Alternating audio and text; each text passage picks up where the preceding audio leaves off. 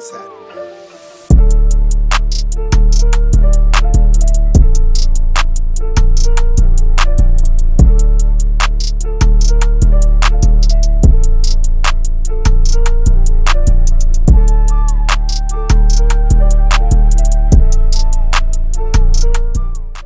So what's good, my guys? It's your boy Queso. I am back with another video. So in this one, it's going to be another sample breakdown. A bit different from the last time. It's more of a Cubeatz sample that I have here. Sounds a bit different. Before I dive into this video, first of all, as a disclaimer today without a face cam, as you can see, as I'm having a bit of troubles with my settings in OBS. But don't worry, you'll be able to, see my ugly nappy-headed head. Probably in the next video, because then I'll have it figured out by then. But yeah, anyways, before I get into the breakdown, again, yeah, I'll be dropping a video again now from every week. Sample breakdowns, tutorials, stuff like that. Stuff that I announced in my last video. If you haven't watched that, go watch that. And yeah, definitely subscribe, help me out, help me grow the channel. And again, let's keep it rolling. Comment, what you want to see, what you want me to cover in specific. If there's any sample from my sample pack that you've copped or you've used or you heard you want me to break down, definitely be willing to do that. If there's anything specific or something that I could do better, write that in the comments. Yeah, and definitely like, share this video, and definitely subscribe to help grow the channel. But yeah, without any further ado, I'm just gonna hop right into it. So this is a sample today. This is what I got.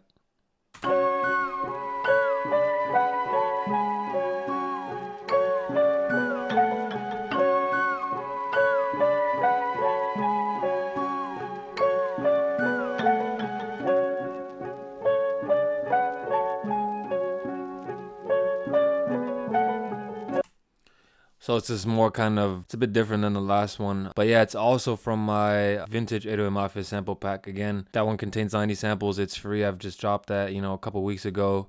Definitely go check that out. Link is going to be in the description. Crazy samples, flutes, violins, sounds like these, vocals, keys, exotic sounds, my sound, dark, different BPMs. As you can see, this one is 74 BPM, which is it's called double time. I'm not quite sure, but it's the equivalent of, what's that then? Mathematics, 148 BPM, so about double the speed. Yeah, it just, allows you to create, I guess, sort of a different groove. It's still the same, but somehow, I don't know, there's something about the bounce, it just changes. So that's why I use 74 BPM. And yeah, definitely the sound, you can kind of tell it's like this, pretty repetitive piano pattern, and then there's like a flute in the background. So it's pretty spacey, pretty chill, and definitely dark. So I'll just dive right into it. So the first sound that I use, this piano pattern right here.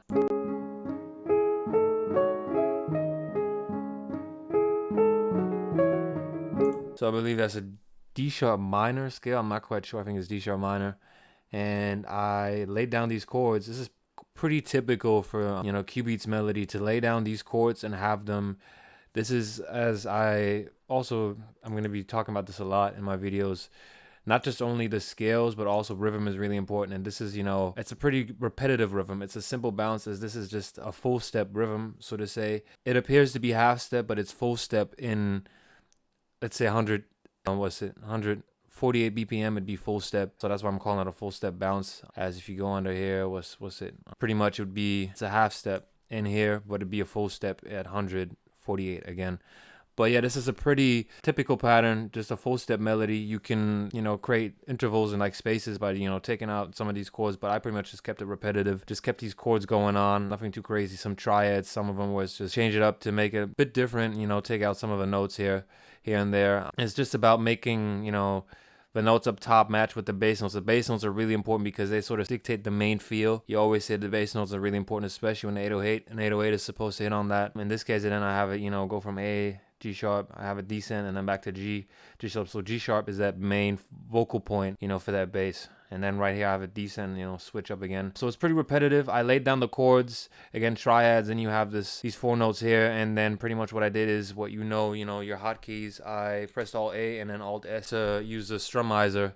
And then I messed with the strumming, so that's why it's kind of offset, to give it that live strumming effect that we all love and use on like keys and like guitars. And then what I did lastly here, I added these, again, 148 BPM. This would be a quarter, a quarter step. In this case, it's a half step. These notes, so to say, they descend to add like a bit of a bounce at the end, to have it kind of like, as again, in my previous video, I discussed, having these breakdowns right at the end can really like change up the feel So yeah, that's what I did, and I messed with the velocities down here to make it more realistic. And the next preset is this flute out of my one-shot kit. I use this, you know, my one-shot kit a lot. I use this flute preset a lot. Sounds like this.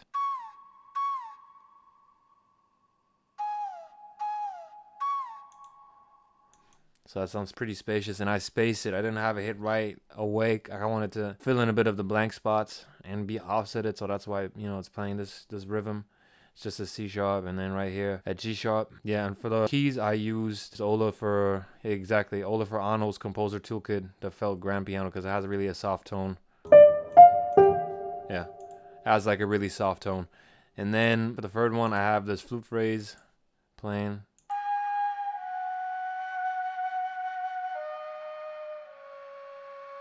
So like this airy is Zhao flute, an Asian flute. The Chinese flute has this airy sound, and I like the way the pitch sort of say it descends, and I have this layered down. This is actually it's not the real pitch, like the true pitch. So it's like a phrase, and I place it here where it sounded good with the progression, and I placed also this one here where it sounded good. Then I added another one shot, you know, from a one shot kit. Link for that one is also gonna be in the description for my one shot kit. And this key, also love using this one.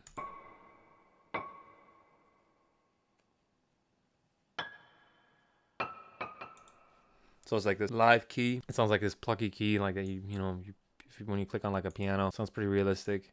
And then I use this synth. Last but not least, I use this synth is what it sounds like. Pretty ambient, and it just changes a downbeat. So G sharp and then C sharp, as those are the main notes, the bass notes again, as I said, the vocal point. And that's pretty much it. And then we go into mixing. So for the first one, for the piano, I added vintage Valhalla reverb, just regular. I added some J37, it's regular stereo, some, you know, detune. I added an EQ to boost some of the highs, take out some of the lows, duck down some of the mids. Then I don't do this. I recommend doing this, labeling your mixer slots, and to know which sound you're working on. But yeah, this is the second flute. I added some reverb, again some EQing. As I mentioned in my previous video, mixing is pretty simple for me. It's just cleaning up the sound and taking out frequencies I don't like, boosting and adding ambience and like width and warmth, sort of that type of thing. Then for the third, the flute phrase, same thing, reverb, EQ. And what you can see is, so with this one, the pluck, like the staccato flute, the short flute, I boosted the highs, and then with the phrase, the long flute, I took out the highs so the frequencies wouldn't clash because they were playing in the same octave. Really important to not create this muddy feel. You got to check where the frequencies lie with each sound so it doesn't clash and they take up the right space. And then what else do we have? Then we have the key, also same thing, reverb, EQ to boost some frequencies, take out some frequencies. And then last but not least, same thing again. Take out some frequencies, boost, the mids, and then reverb. Again, probably just standard mixing, EQ and reverb. Nothing wrong with that. And then I just, as I also mentioned in my previous video, the way I laid down my samples, I laid it out. I split by channel, the rack, laid down my sounds, and I laid down the keys, everything, playing initially at once, and then I gradually take every sound out. So each sound can play on its own and sort of show what it can do on its own, sort of say. So again, whoever uses it has the leverage and be like, oh, I don't like this part, I can skip it. Oh yeah, here's the part that I like. And then underneath I added a texture, a different texture. It sounds like this.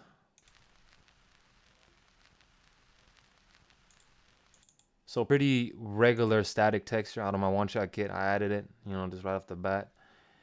And then I rendered it in Edison in an audio file, and then I put, again, stereo shaper for width, and this time some RC20 to add some more detune, and boost some of the frequencies with distortion, some magnetic to add width, and then a EQ to kind of polish out my sample.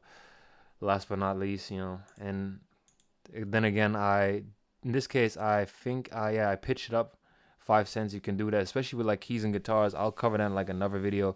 Sample manipulation, like what you can do with samples once you've exported them, like how you can slice them, rearrange them, reverse them, chop them. There's a lot of stuff you can do, time stretching them, and how that will sound like on different instruments and in different BPMs. and different keys that will sound, you know, unique and crazy to create that, you know, crazy bouncy feel and just have crazy samples. So, but in this case, I just pitched it up 5 semitones, and then I rendered it out, and that's it pretty much. So yeah, that's pretty much for this video. Again, check out the sample pack. It contains 90 samples, crazy samples. Again, it's completely free. And in fact, I actually recorded, you know, my own guitar, own flute. You know, I play flute guitar. I recorded that on there. There's crazy vocals in there, exotic sounds. And again, if you have anything you'd like to share, you know, anything specific you want to see or feedback, you know, let me know in the comments. And yeah, I'll see you guys next time. Peace.